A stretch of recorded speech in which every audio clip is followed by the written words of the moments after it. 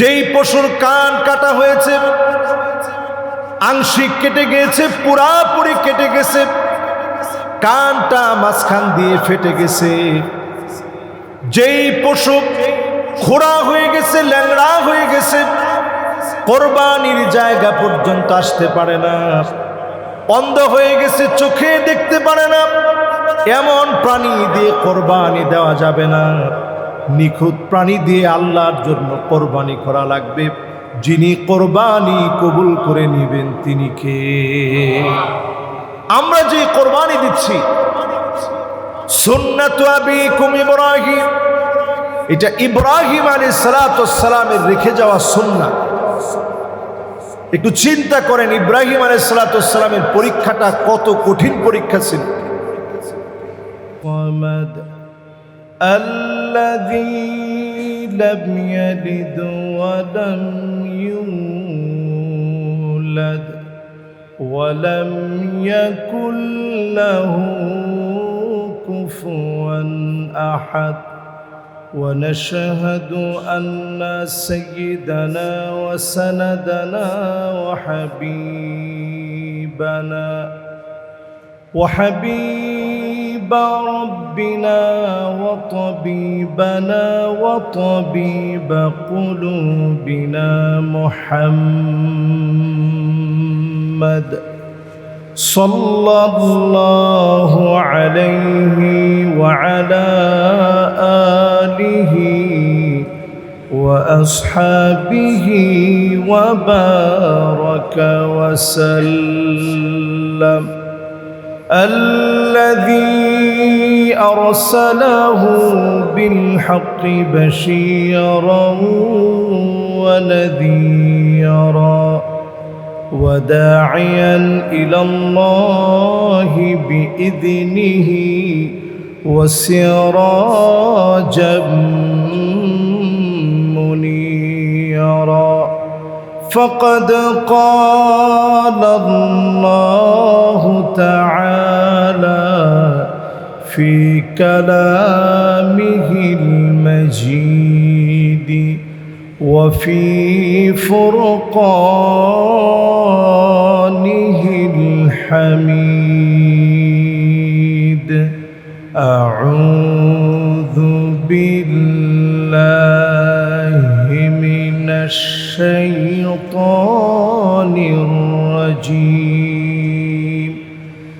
بسم الله الرحمن الرحيم إن الله وملائكته يصلون على النبي يا أيها الذين آمنوا صلوا عليه وسلموا تسليما اللهم صل على محمد وعلى آل محمد كما صليت على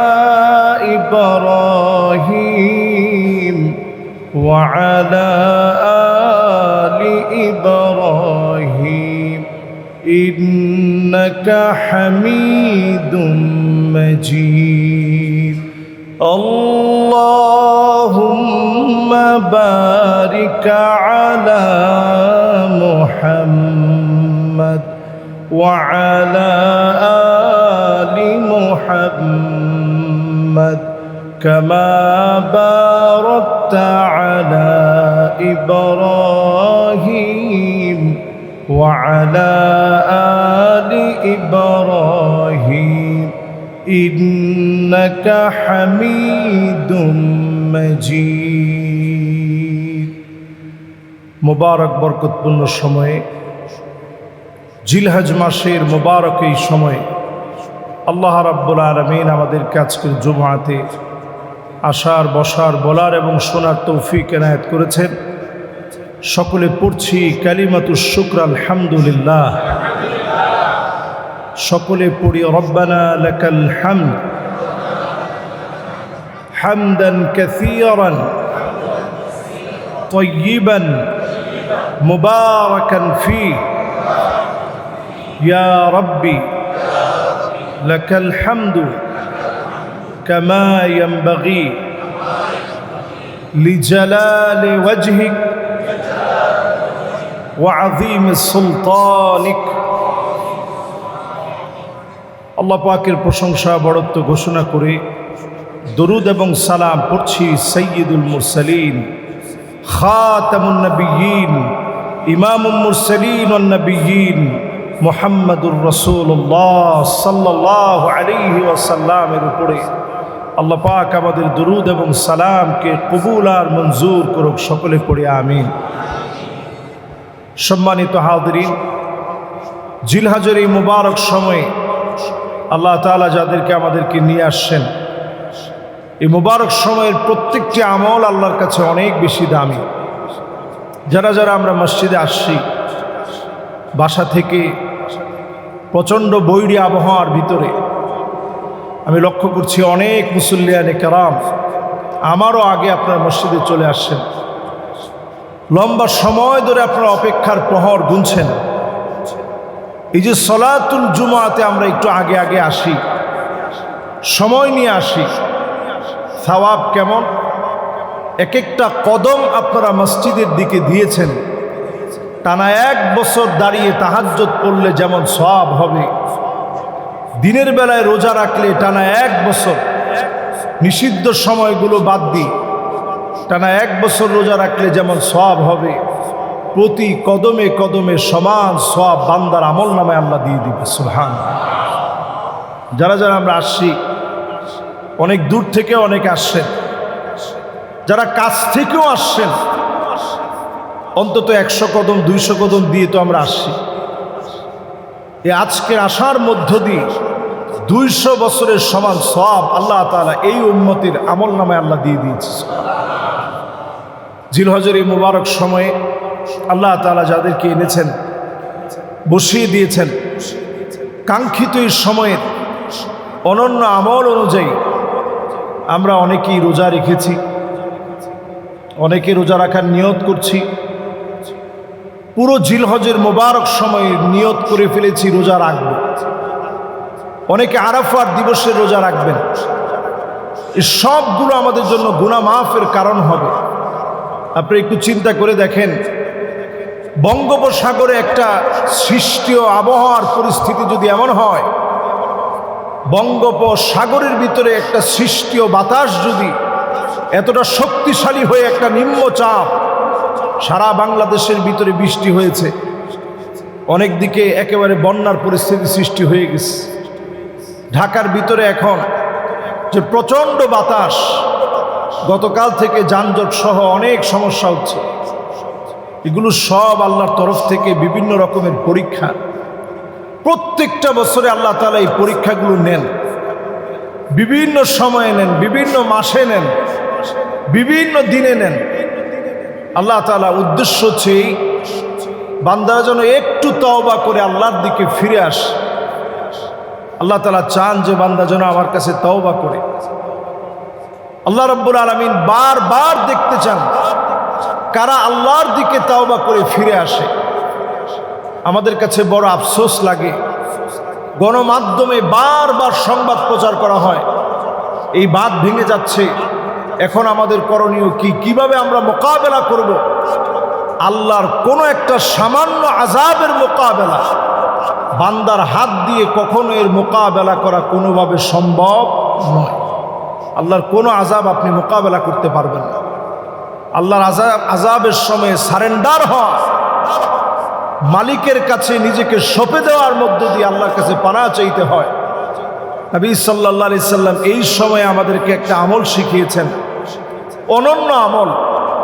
যদি আপনি আরবিতে নাও পারেন, বাংলায় অন্তত এই আমলগুলো আমরা করতে পারি। নবীজি শিখালেন, আল্লাহুম্মা হাওয়ালাইনা ওয়ালা আলাইনা, আল্লাহুম্মা আলাল আকামি ওয়াল আজামি ওয়াল যারাবি ওয়া বুতুনিল আউদিয়াতি ওয়া মানাবিতিশ শাজার।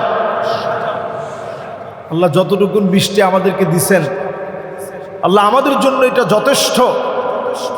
যেখানে আল্লাহ বৃষ্টির প্রয়োজন, উপত্যকায় আল্লাহ আপনি বৃষ্টি দেন, মরুভূমির ভিতরে আল্লাহ আপনি বৃষ্টি দেন, পাহাড় বেষ্টিত এরিয়ার ভিতরে আল্লাহ আপনি বৃষ্টি দেন।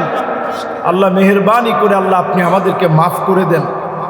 এই দোয়াটা অন্তত বাংলাও যদি আপনি উপলব্ধি করেন যে আল্লাহ আমাদেরকে যতটুকুন বৃষ্টি দিয়েছেন, আল্লাহ এটা বন্যাতে আপনি রূপান্তরিত করে দিয়েন না। আল্লাহ আপনি আমাকে হেফাজত করেন, এই বালা মুসিবত থেকে আল্লাহ আপনি আমাকে বাঁচান, আমার দেশকে বাঁচান। এই বিশ্বাস নিয়ে যদি আল্লাহর কাছে আপনি চাইতে পারেন, অবশ্যই যিনি আযাব গজব আমাদের কাছ থেকে উঠায় নেবেন তিনি কে? আল্লাহ রাব্বুল আলামিন কোরআনুল কারীমে জানায় দিলেন, ওয়াত্তাকু ফিতনাতাল লা তুসিবান্নাল্লাযীনা যালামু মিনকুম খাসসা ওয়া'লামু আন্নাল্লাহা শাদীদুল ইকাব। আল্লাহ রাব্বুল আলামিন বলেন, বান্দা ভয় করো আমার আযাবগুলোকে। আযাব যখন আসবে সবাইকে আমি আল্লাহ পাকড়াও করে ফেলবো। ধনী গরিব, আমলি বেআমলি আমি আল্লাহ চিনব না, সবাইকে পাকড়াও করব, সবাইকে আযাব পেয়ে বসবে। আযাব দেওয়ার ক্ষেত্রে যিনি অনেক কঠোর তিনি কে? আল্লাহ রাব্বুল আলামিন এই আয়াতে কারিমায় জানায় দিলেন আযাব আসলে সবাইকে পাকড়াও করবে।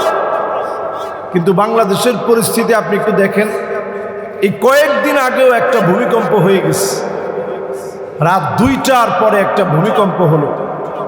5 মাত্রার এই ভূমিকম্পের পরে আল্লাহ রাব্বুল আলামিন অনেককে হয়তো খবর দিয়েছেন, মনের ভিতরে অনুশোচনা আসছে, আর গুনাহের দিকে যাব না, আর অন্যায়ের দিকে যাব না। এমন হাজারো মানুষ আছে এই ভূমিকম্প হওয়ার পরে ফেসবুকে স্ট্যাটাস লিখেছে ঠিক, কিন্তু জোহরের নামাজটা পড়ে নাই। ফজর তো কাজা হয়েছেই, আসর মাগরিব এশা কোনো খবর নাই। আপনি যদি আযাবের পরে আল্লাহর দিকে ফিরে আসেন, অবশ্যই যিনি আযাব উঠায় নেবেন তিনি কে? আল্লাহ রাব্বুল আলামিন প্রত্যেকটা বছর একবার অথবা 2বার আল্লাহ আযাব দিয়ে দেখেন।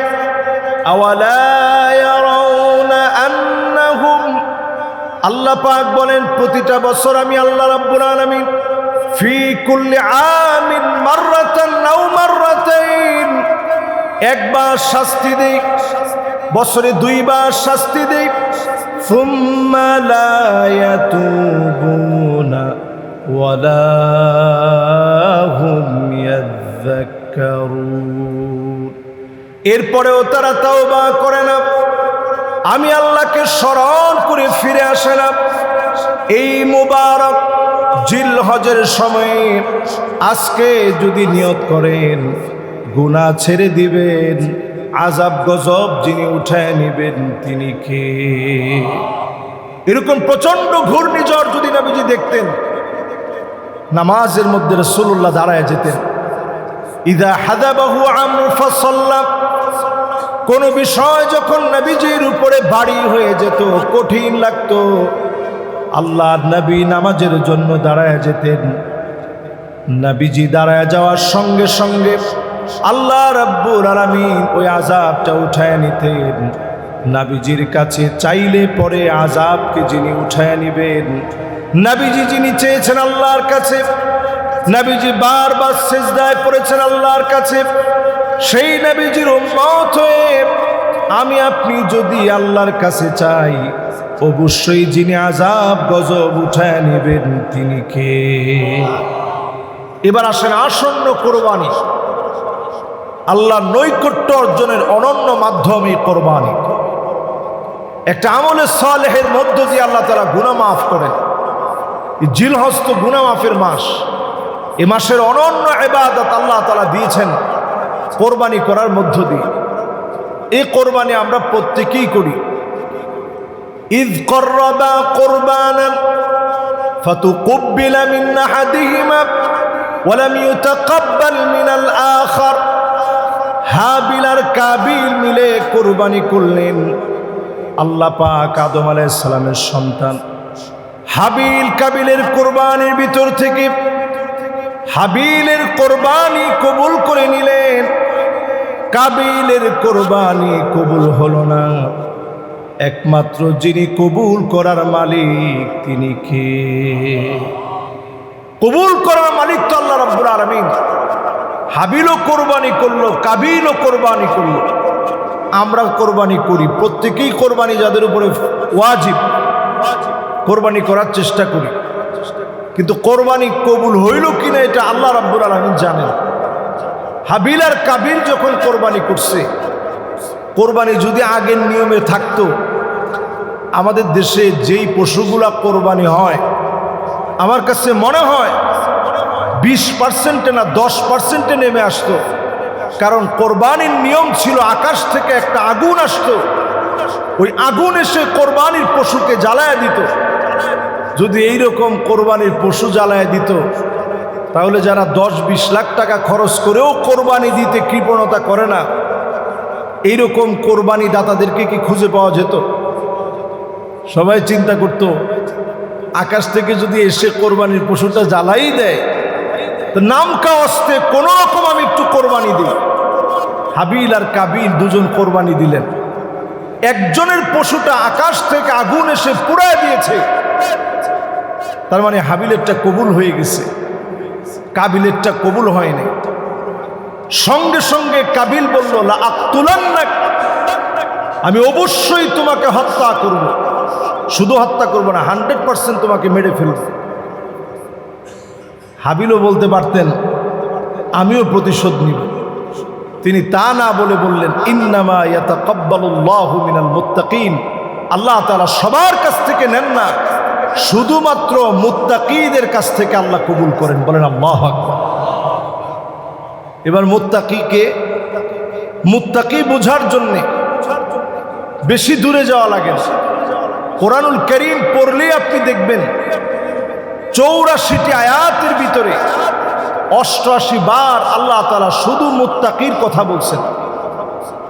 শুধু ইত্তাকু, আল্লাহকে ভয় করো, মুত্তাকি হও, এ কথা আল্লাহ রাব্বুল আলামিন কোরআনুল কারীমের ভিতরে 84টি আয়াতের ভিতরে 88 বার আল্লাহ তাআলা তাকওয়া অর্জনের কথা বলছেন।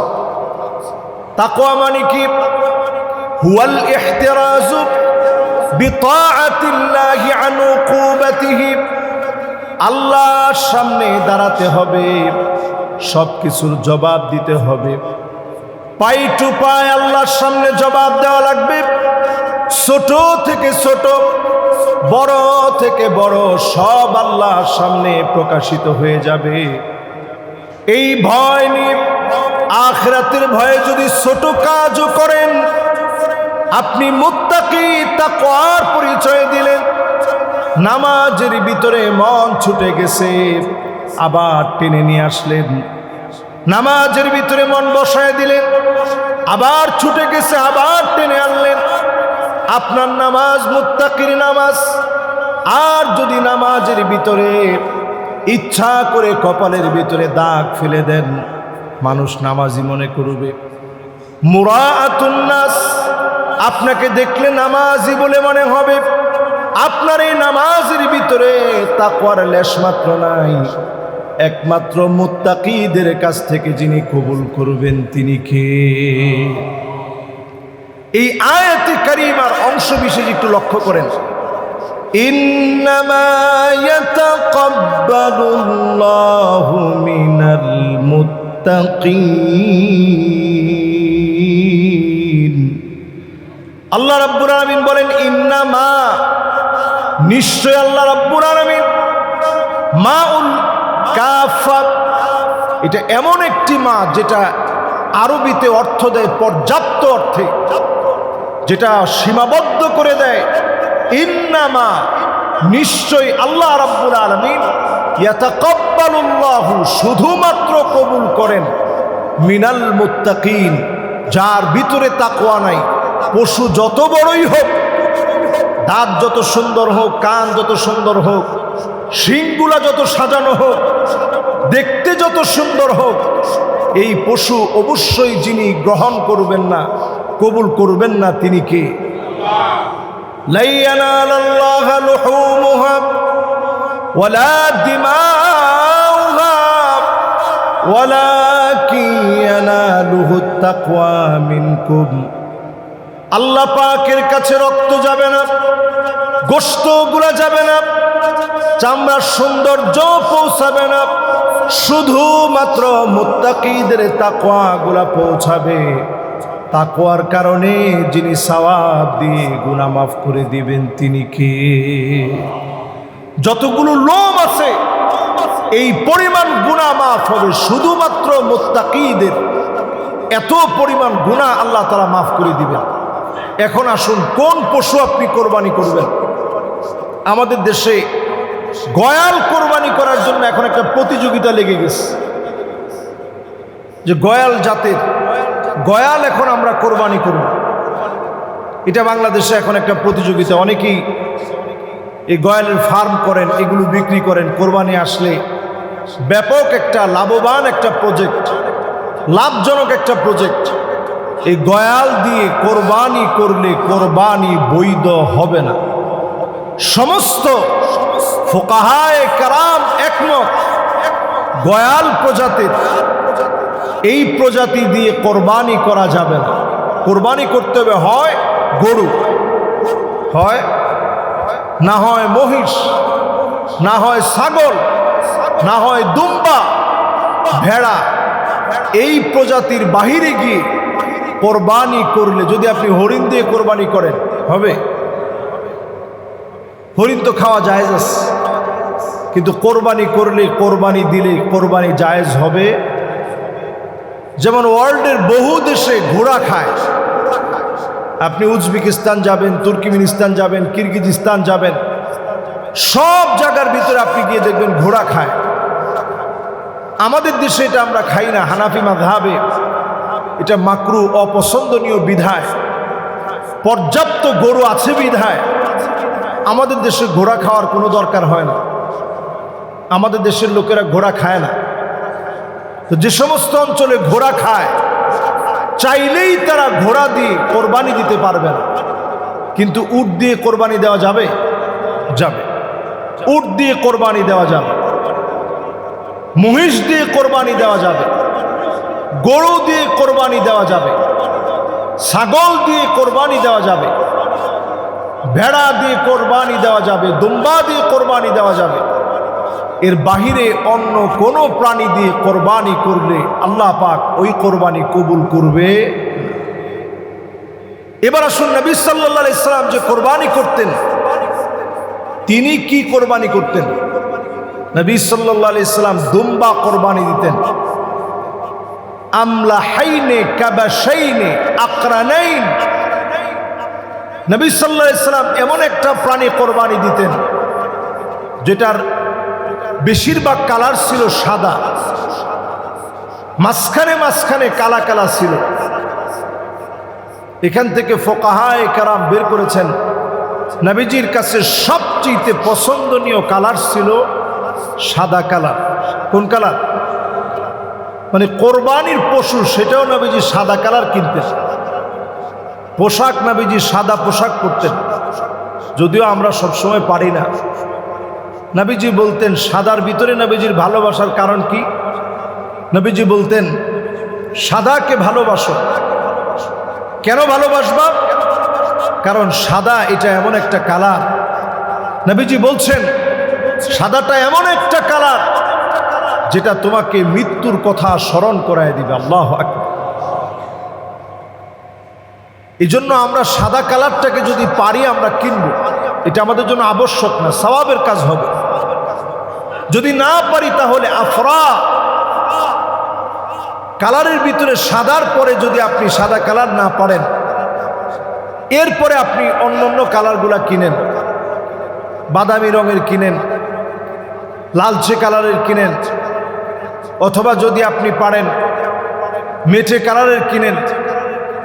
এগুলো নবী সাল্লাল্লাহু আলাইহি সাল্লামের পছন্দনীয় কালার ছিল, কিন্তু সাদা ছিল এক নম্বরে। সাদার মধ্য দিয়ে নবীজি সাল্লাল্লাহু আলাইহি সাল্লাম মৃত্যুর কথা স্মরণ করতেন। ইন্তেকালের পরে যেহেতু সাদা পোশাক পরানো হয়, এজন্য নবী সাল্লাল্লাহু আলাইহি সাল্লাম এক্ষেত্রেও সাদাটাকে প্রাধান্য দিতেন, পছন্দ করতেন। এরপরে আসুন, কোন পশুর ক্ষতির কারণে, পশুর যেই সমস্ত বিষয় ভেঙে গেলে অথবা ক্ষতি হয়ে গেলে কোরবানি দেওয়া যাবে না। নাহা রাসূলুল্লাহ সাল্লাল্লাহু আলাইহি সাল্লাম আইয়ুদহিয়া বিমুকাবালাতিন ওয়ালা মুদাবারাতিন ওয়ালা আওরা ওয়ালা শারকা ওয়ালা খরকা ওয়ালা জাযআ।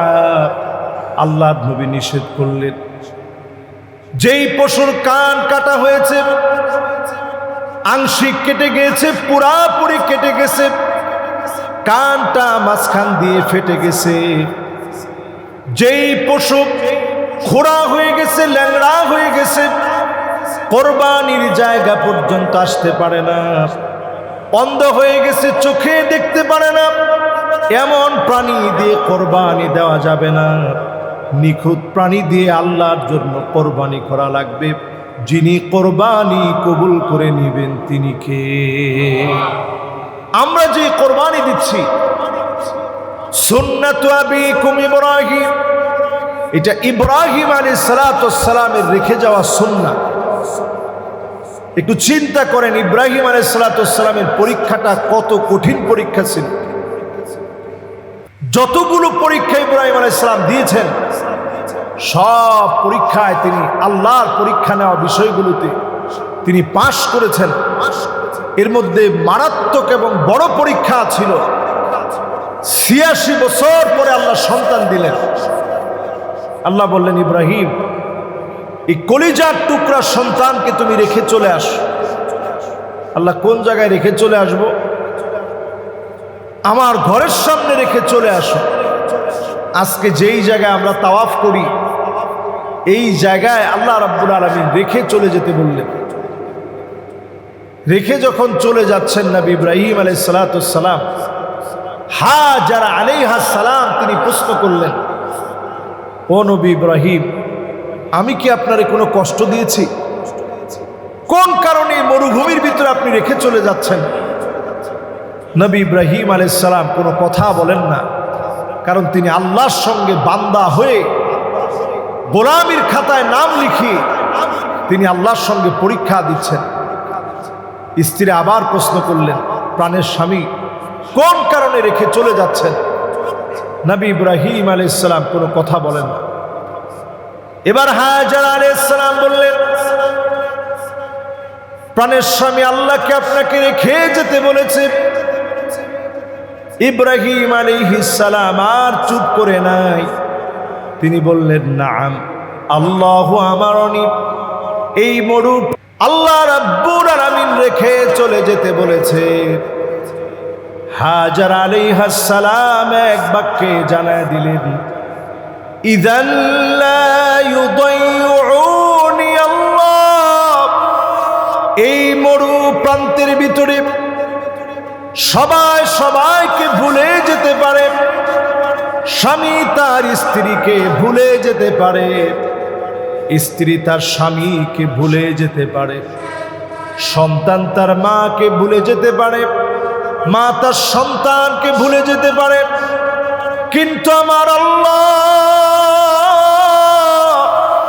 এই মরু প্রান্তের ভিতরে আমি হাজারার মতো বান্দিকে ভুলে যাবে না, আমার কলিজার টুকরা ইসমাইলকে ভুলে যাবে না। আল্লাহ ঠিকই মনে রাখবেন। হাজার আলাইহিস সালাম এই কথা বললেন। ইব্রাহিম আলাইহিস সালাম চলে যাওয়ার সময় আল্লাহর কাছে দোয়া করলেন, রব্বানা ইন্নী আসকানতু মিন যুররিয়্যাতি বিওয়াদিন গায়রি যী যারইন ইনদা বাইতিকাল মুহাররাম রব্বানা লিয়ুকি الصلاة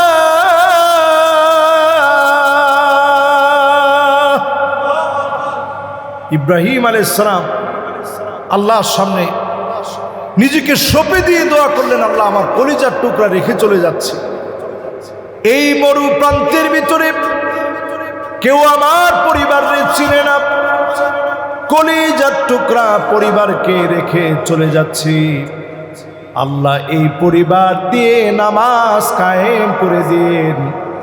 নবী ইব্রাহিম আলাইহিস সালামের দোয়া যিনি কবুল করে নিয়েছেন তিনি কে? সাথে সাথে দোয়া কবুল হয়ে গেছে। দোয়াটা এমন কবুল হয়েছে আজকের দিন পর্যন্ত মিলায় দেখেন, হাজার হাজার বছর আজকের দিনে তাকায় দেখেন, এমন কোনো একটা সেকেন্ড খুঁজে পাওয়া যাবে না যেই সেকেন্ডে কাবা আল মুকাররমার ভিতরে আল্লাহর গোলামেরা সেজদা করে না। জোরে বলেন আল্লাহু আকবার। দোয়া কবুল। 2 নাম্বার দোয়া করলেন, ফাজআল আফইদাতাম মিনান নাসি তাহউই ইলাইহিম। আল্লাহ তাআলা আমার পরিবারের প্রতি মানুষের মহব্বত আপনি বৃদ্ধি করে দেন। এই দোয়া করলেন 2 নাম্বার দোয়া। আল্লাহ এই দোয়াও কেমনে কবুল করলেন? হাজারা আলাইহিস সালামের খাবার যখন শেষ, পানি যখন শেষ, তিনি যখন পানি পানি বলে সন্তানের জন্য দৌড়াইতেছেন, কোত্থেকে একটু পানি আনবো, কোত্থেকে পানি খাওয়াবো, এই সাফা মারওয়াতে তিনি দৌড়ালেন। আজকে যেখানে হাজী সাহেবরা দৌড়ায়, সাফা মারওয়াতে সাই করে, আপনি হজ করতে যান আর উমরা করতে যান, এই জায়গায় আপনারা দৌড়াইতে হবে। এই জায়গার ভিতরে যখন তিনি দৌড়াচ্ছেন, সাফা থেকে মারওয়া, মারওয়া থেকে সাফা, সাফা থেকে মারওয়া, মারওয়া থেকে সাফা, আল্লাহর কাছে এটা এত ভালো লেগে গেছে, এত প্রিয় লাগছে। একটু আল্লাহ দৌড়াইছেন, একটু দৌড়াইতে দেখছেন আল্লাহ তাআলা, একটু দৌড়ানোর প্রসেসের পরে আল্লাহর কাছে এত মায়া লেগে গেছে। ইসমাঈল আলাইহিস সালামের পায়ের পদদল থেকে, পায়ের নিচ থেকে অজর ধারায় পানি উঠতেছে। হাজারা আলাইহিস সালাম তিনি ওনার ভাষায় বললেন, জম জম, থাম থাম, এই কষ্টের পানি কোথায় চলে যায়? আল্লাহ রাব্বুল আলামিন এই পানিকে একটা নির্দিষ্ট লেয়ারের ভিতরে থামায় দিলেন। বর্তমান সায়েন্টিস্টরা গবেষণা করে দেখে, যত পানি উঠানো হোক, লেয়ার যখন একটু নিচের দিকে নেমে যায়, আবার মুহূর্তের ভিতরে এটা ভরপুর হয়ে যায়। সুবহানাল্লাহ। নবী আলাইহিস সালাতু ওয়াস সালাম এজন্য হাজারা আলাইহিস সালামকে বলতেন উম্মুল আরব, গোটা আরবের মা তিনি। হাজারা আলাইহিস সালাম যদি সেদিন জমজম না বলতেন, পানিরে যদি সেদিন বলতেন পানি থাম, উনার যে তাওয়াক্কুল আল্লাহর উপরে ছিল, আরো পানির নিচে প্লাবিত হয়ে যেত। কারণ তিনি বলেছিলেন, এই মরু প্রান্তের ভিতরে সবাই ভুলে গেলেও যিনি ভুলবেন না তিনি কে? আল্লাহ ঠিকই মনে রাখছে। এবার যখন সেখানে পানি দিলেন, সাধারণ পানি না, অন্য খাবার তো নাই, এমন পানি দিচ্ছেন তো আমু তুমিন, যেই পানির ভিতরে আল্লাহ তাআলা খাদ্যের উপাদানগুলো দিয়ে রাখছেন। সুবহানাল্লাহ। যারা আপনারা হজ করতে যাবেন, উমরায় যাবেন, একদিন আমার পরামর্শ, পুরা দিন আপনি শুধু জমজমের পানি খান, আপনি দেখবেন শরীরটা কেমন লাগে। পুরা দিন তো পানি খেয়ে থাকার কথা না, আপনি থাকতে পারবেন না, মাথা ব্যথা হবে, পেট খারাপ হয়ে যাবে, বিভিন্ন রকমের শরীরে অস্বস্তি ফিল করবেন। কিন্তু আপনি কাবায় যান, আপনি সেখানে গিয়ে শুধু জমজমের পানি খান, আপনি দেখবেন তুআমু তুমিন, খাদ্যের উপাদান আল্লাহ রাব্বুল আলামিন এই জমজমের পানির ভিতরে দিয়েছেন। জমজমের পানি যে ব্যক্তি পান করবে, যেই ইচ্ছায় পান করবেন, মা উ জামজাম লিমা শুরিবা বিহি, যে নিয়ত করে পান করবেন, আল্লাহ তাআলা এই নিয়তটা পুরা করে দিবেন। সুবহানাল্লাহ। অন্য সব পানি নবীজি বসে বসে খেতেন, জমজমের পানিটা নবীজি দাঁড়ায় পান করতেন। কিরকম দামি পানি, দাঁড়ায় দাঁড়ায় পান করতেন। পান করার সময় নবীজি আল্লাহর কাছে বলতেন, আল্লাহুম্মা ইন্নী আসআলুকা ইলমান নাফিআ ওয়া রিজকান ওয়াসিআ ওয়া শিফাআম মিন কুল্লি দা। আয় আল্লাহ, আপনার কাছে এই পানি খাওয়ার পরে চাচ্ছি উপকারী জ্ঞান আল্লাহ আপনি আমারে দেন, রিজকাও ওয়াসিআ, প্রশস্ত রিজিক আল্লাহ আপনি আমাকে দান করেন, আর রিজকাও ওয়াসিআ ওয়া শিফাআম মিন কুল্লি দা, যত রকমের রোগ আছে এই রোগ শোক থেকে আল্লাহ আপনি আমার হেফাজত করেন। সুবহানাল্লাহ বিহামদিহি। তাহলে কিরকম পানি আল্লাহ দিচ্ছেন? এই পানি যখন শুরু হয়েছে, ওই দিক দিয়ে আরবের সবচেয়ে শ্রেষ্ঠ শুদ্ধ ভাষাভাষী জারহুম নামক গোত্র যাচ্ছিল। এরা দেখলো একটা জায়গার ভিতরে পাখির কিচিরমিচির হচ্ছে, বুঝতে আর বাকি নাই যেই জায়গার উপর দিয়ে মরুভূমিতে পাখি উড়ে, ওই জায়গায় পানির সন্ধান আছে বিদায় এই জায়গায় এত পাখি আছে। তারা আইসা দেখে ছোট একটা বাচ্চা সাথে একজন নারী পানি পান করার অনুমতি চাইলে অনুমতি দেওয়া হলো, তবে শর্ত দেওয়া হলো কোনোভাবে যেন অপচয় করা না হয়, কারণ হাজরা আলাইহিস সালামের মনে ভয় যদি এই পানি ফুরায় যায়। সেই জারহুম নামক গোত্র ওইখানেই বসবাস শুরু করলেন। আল্লাহ পাকের উদ্দেশ্য হচ্ছে এই বংশ থেকে, ইসমাঈল আলাইহিস সালামের এই বংশ থেকে, এই চেইন থেকে আমার নবী, নবীকুলের সম্রাট মুহাম্মদ সাল্লাল্লাহু আলাইহি সাল্লাম পৃথিবীতে আসবে। আল্লাহু আকবার।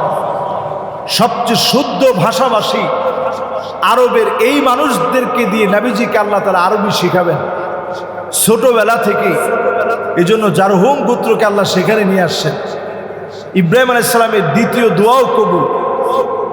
3 নাম্বার দোয়া করলেন, ওয়ারযুকহুম মিনাস সামারাতি লাআল্লাহুম ইয়াশকুরুন। ও আমার মালিক, আপনি আমার এই পরিবারকে, এখানকার লোকদেরকে ফলমূল দিয়ে রিজিক দিয়ে দেন। আশা করা যায় এরা আপনার শুকরগুজারি আদায় করবে।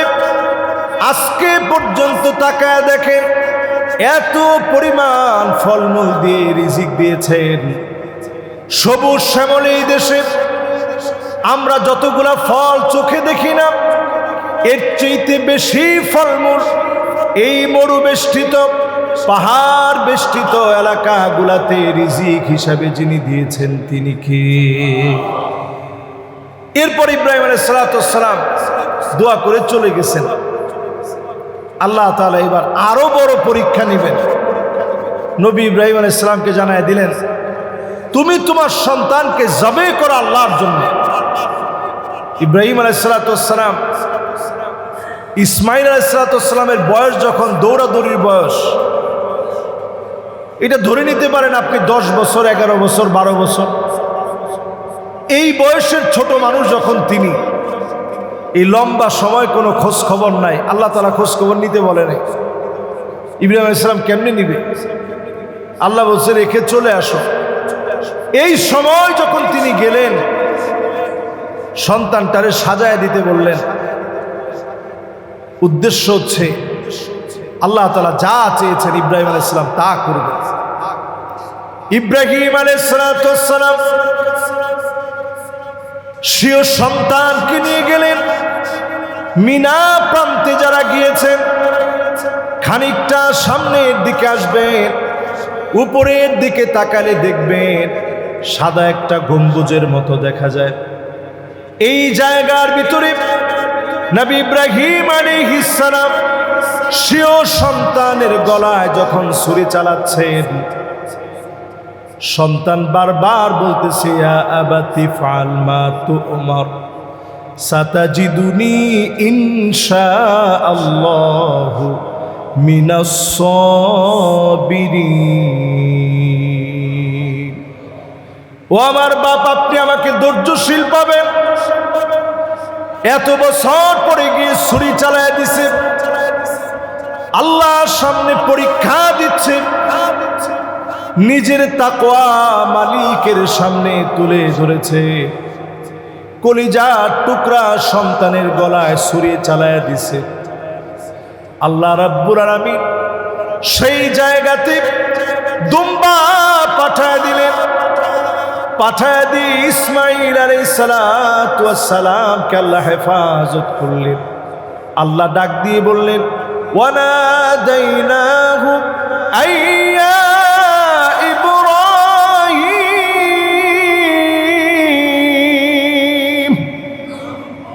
ও আমার ইব্রাহিম, কদ সাদ্দাকতার রুইয়া ইন্না কাযালিকা নাজজিল মুহসিনিন, তুমি মুহসিন, আল্লাহর সামনে তুমি নিজেকে মুহসিন প্রমাণ করেছো, আল্লাহর সামনে সহনশীল গোলাম নিজের প্রমাণ করে ফেলেছো। ইব্রাহিম, তুমি তোমার সন্তানের গলার মধ্যে ছুরি চালায় দিয়েছো। আমি আল্লাহ যা চেয়েছিলাম তুমি তাই আমি আল্লাহর জন্য দেখিয়েছো। কদ সাদ্দাকতার রুইয়া, তুমি তোমার স্বপ্নকে সত্য করেছো। আমি আল্লাহ আমারটা পেয়ে গেছি। নবী ইব্রাহিম আলাইহিস সালাতু ওয়াস সালাম নিজের সন্তানের গলায় ছুরি চালাইতেও আল্লাহর জন্য দ্বিধাবোধ করে নাই। আবু বকর রাদিয়াল্লাহু তাআলা আনহু বদর প্রান্তে নিজের সন্তানকে যদি পেতেন জিহাদের ময়দানে, এক চুল তিনি চিন্তা করতেন না যে আমার কলিজার টুকরা সন্তান। এর নাম ইসলাম। ইসলাম হচ্ছে এমন, দল বুঝি না, মত বুঝি না, রাষ্ট্র বুঝি না, সব কিছুর উপরে ইসলামকে প্রাধান্য দেওয়া লাগবে, ঠিক কিনা বলে? এই জন্য যারা আমরা কোরবানির নিয়ত করেছি, এটা সাধারণ বিষয় না। ইব্রাহিম আলাইহিস সালাম নিজের সন্তানের গলায় ছুরি চালাইতেও দেরি করে নাই। আপনি আমি একটা পশু ক্রয় করে নিয়ে আসি, কোনোভাবে যেন আমার পশুত্বকে আমি ধ্বংস না করে পশুর গলায় যেন ছুরি না চালাই। আগে নিজের পশুত্বগুলা বাদ দেই, হিংসাগুলা বাদ দেই, জিজ্ঞাসাগুলা বাদ দেই, গীবতগুলা বাদ দেই, মিথ্যাচারগুলো বাদ দেই। আল্লাহর গোলামি থেকে যে নাফরমানির উপরে আছি, সেই নাফরমানি থেকে আমি আপনি ফিরে আসি। এরপরে আমি আপনি কোরবানি করি।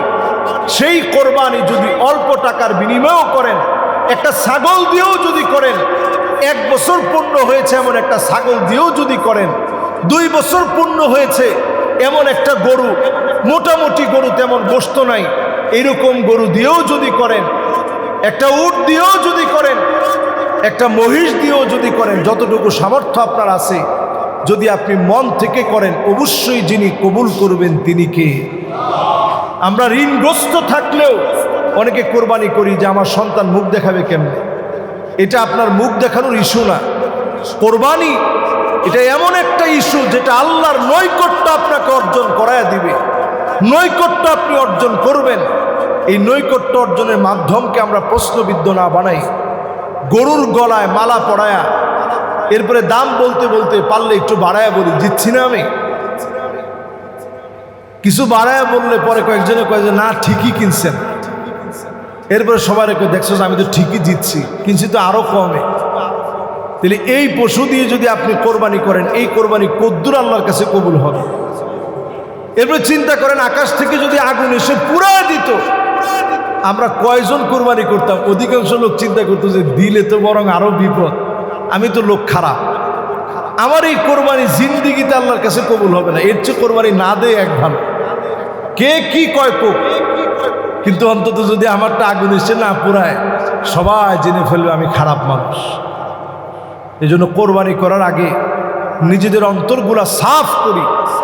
আল্লাহর কাছে এখনই এই সময়ে, জিলহজের মোবারক সময় আমরা পানাহ চাই।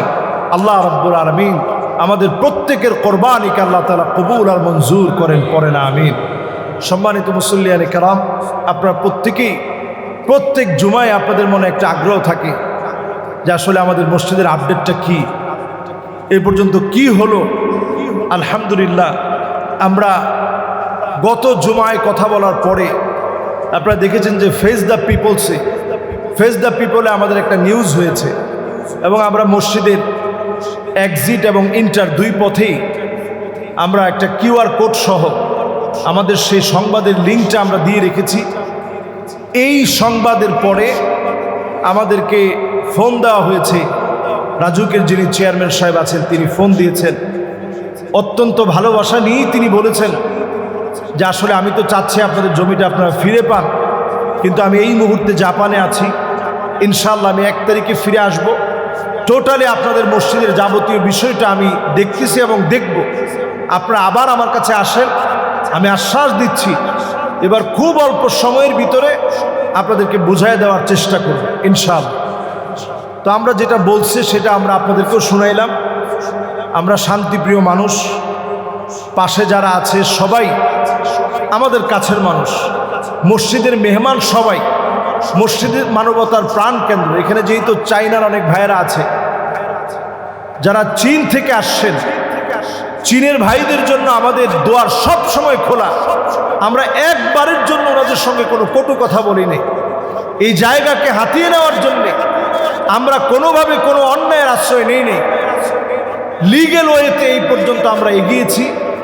ইনশাআল্লাহ আমাদের জায়গা ফিরে পাবো, এটা আল্লাহর কাছে আমরা জিলহজ মাসে কামনা করছি এবং খুবই অল্প সময়ের ভিতরেই আশা রাখছি আল্লাহ তাআলা আমাদের এই জায়গাটা ফিরিয়ে দিবেন ইনশাআল্লাহ পড়ি। এবং আপনারা সবাই দোয়া করতে থাকবেন, যার যার জায়গা থেকে আমরা চেষ্টা করব।